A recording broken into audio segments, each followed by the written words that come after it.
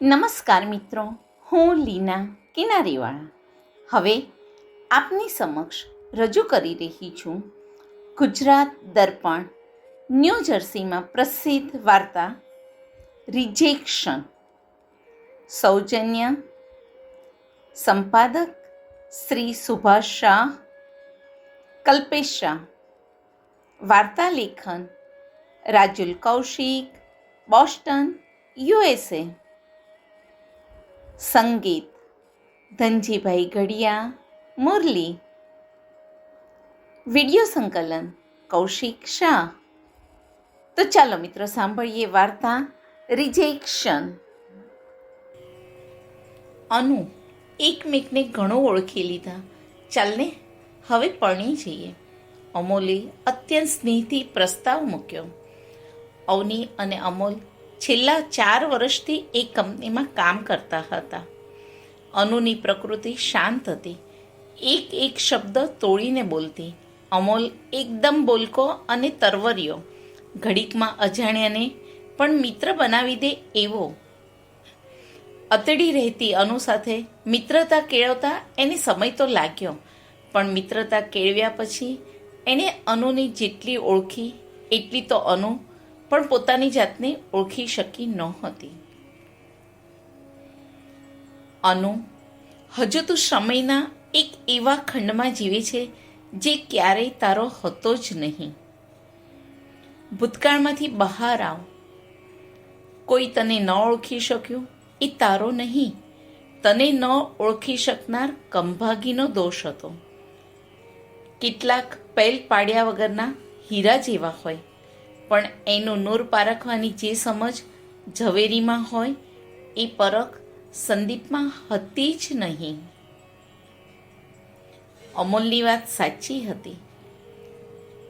ઘરની બાજુના બંગલામાં હમણાં રહેવા આવેલા પરિવારનો 5 વર્ષનો સંદીપ નામનો છોકરો અને અનુ નામની છોકરી દોસ્ત બની ગયા. હવે સંદીપ અને અનુની સવાર સાથે શરૂ થતી અને સાંજ પણ સાથે જ ઢળતી.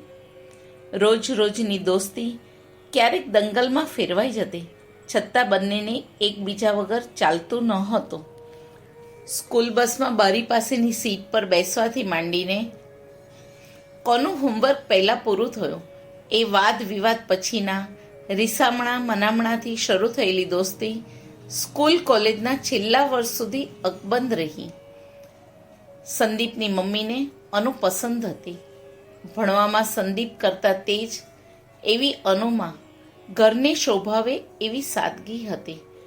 ફેશનને અનુરૂપ કપડાં પહેરવાનું કે ટાપટીપ કરવાનું એને ગમતું નહીં. ભણવામાં બેપરવા સંદીપનો રીતસર કાન આંબળીને ભણવા બેસાડતી અનુને જોઈને રેણુબેનને લાગતું કે અનુ ઘરની સાથે સંદીપને પણ સાચવી લેશે.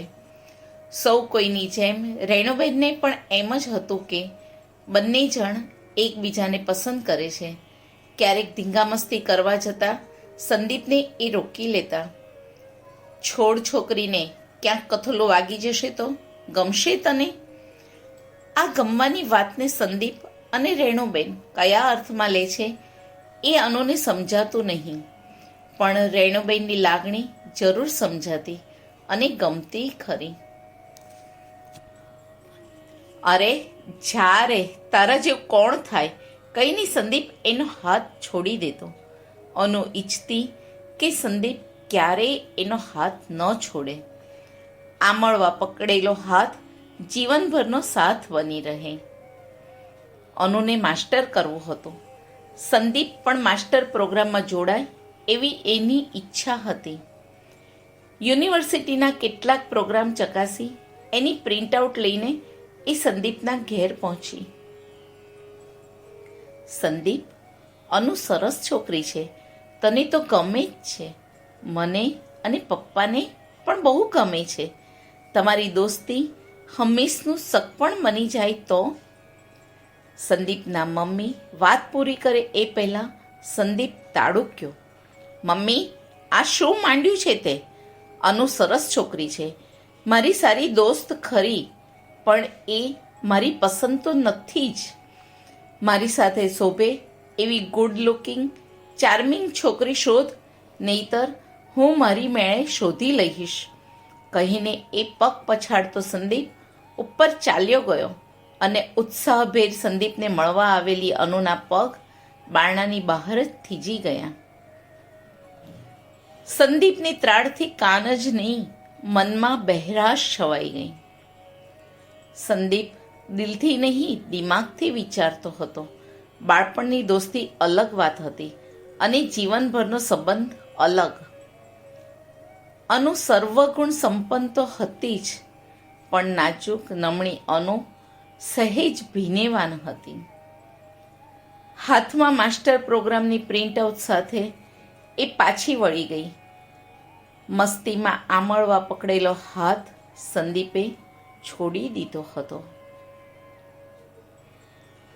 અનુ સંદીપને મળ્યા વગર જ માસ્ટર કરવા મુંબઈ ચાલી ગઈ. મલ્ટીનેશનલ કંપનીમાં જોબ લઈને મુંબઈ જ રહી ગઈ.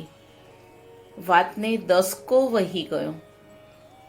5 વર્ષથી કંપનીમાં જોડાયેલા અમોલની સરળ પ્રકૃતિના લીધે અનુ એની સાથે સહજ થતી ગઈ. અનુ ક્યાં ખોવાઈ ગઈ? ભૂતકાળમાં સરી ગયેલી અનુની સામે ચપટી વગાડીને અમોલે એને વર્તમાનમાં પાછી આણી. અમોલ, મન પર રિજેક્શનનો ભાર લઈને તારી સાથે કેવી રીતે ચાલી શકીશ? ક્યારેક થાય છે કે સંદીપને મારામાં જે ખામી દેખાઈ એ તને ક્યારેક કટશે તો? અનુ, આ 5 વર્ષ એળે નથી કાઢ્યા. તારી સાથેની વાતો માત્ર ઉપર છોલી ન હતી. તારા વ્યક્તિત્વના ઊંડાણ સુધી પહોંચવાની, તને ઓળખવાની એ સીડી હતી. એના થકી તને સમજ્યો છું. તારી એ આંતરિક ઓળખને ચાહી છે, નહીં કે બાહ્ય આવરણને. મને થોડો સમય આપ અમોલ. જાણું છું તારા મનમાં શું ચાલી રહ્યું છે. જા, એકવાર સંદીપને મળી આવ. અમદાવાદના એરપોર્ટ પર મુંબઈ ભણી ટેક ઓફ કરી રહેલા પ્લેનમાં બેઠેલી અનુ પોતે પણ આજે એક ઊંચાઈને આંબી રહી હોય એવા ભાવથી હળવાશ અનુભવી રહી. આટલા વર્ષોથી રિજેક્શનના શોળથી એ પીડાઈ રહી હતી. આજે એ શોળની પીડામાંથી એ મુક્ત હતી. જે સંબંધ ક્યારેય કોઈ પડાવ પર પહોંચવાનો જ ન હતો, એમાંથી કોઈ જાતની સ્પષ્ટતા કયા વિના 10 વર્ષ પહેલાં એ નીકળી તો ગઈ હતી, છતાં એનો કોઈ એક તાર આજ સુધી મનના ખૂણામાં ખટક્યા કરતો હતો. એક એવો સંબંધ જે વર્ષોથી હાઈબર્નેશનમાં ચાલ્યો ગયો હતો, છતાં હૃદયમાં સળવળતો રહ્યો હતો. એમાંથી એ બહાર આવી ગઈ હતી. અનુએ હળવાશ અનુભવી. અમોલ કેટલો સાચો હતો. મા બાપુને મળીને એ સંદીપના ઘેર પહોંચી હતી. બારણું ખોલીને ઊભેલા સંદીપે અનુને જોઈને જેટલો આશ્ચર્ય અનુભવ્યું, એથી અનેક ગણો આઘાત સંદીપને જોઈને અનુએ અનુભવ્યો. નાજુક નમણી પણ સહેજ ભીનેવાન અનુ આજે સાદા કપડાના બદલે બ્રાન્ડેડ ડ્રેસમાં હતી. લાંબા કાળા બ્લો ડ્રાય સિલ્કી વાળ, બ્યુટી ટ્રીટમેન્ટથી ચમકતો એનો ચહેરો જોઈને સંદીપ બઘવાઈ ગયો. અંદર આવવાનું નહીં કહે સંદીપ? સહેજ ખસીને સંદીપે રસ્તો કરી આપ્યો. મિડલ ક્લાસ વ્યક્તિના સામાન્ય ઘર જેવો જ સામાન્ય દેખાતો ઘર માલિક સંદીપ કોઈ સામાન્ય કંપનીમાં નોકરી કરતો હતો. કાન આમળીને પરાણે ભણાવતી અનુના ચાલ્યા ગયા પછી માસ્ટર્સ કરવા જેવી ત્રેવડ રહી ન હતી. પરિણામે સ્માર્ટ, હેન્ડસમ સંદીપ પ્રગતિ કરવાના બદલે જ્યાં હતો ત્યાં સ્થગિત થઈ ગયો હતો. હા, સંદીપની એક ઈચ્છા પૂરી થઈ હતી.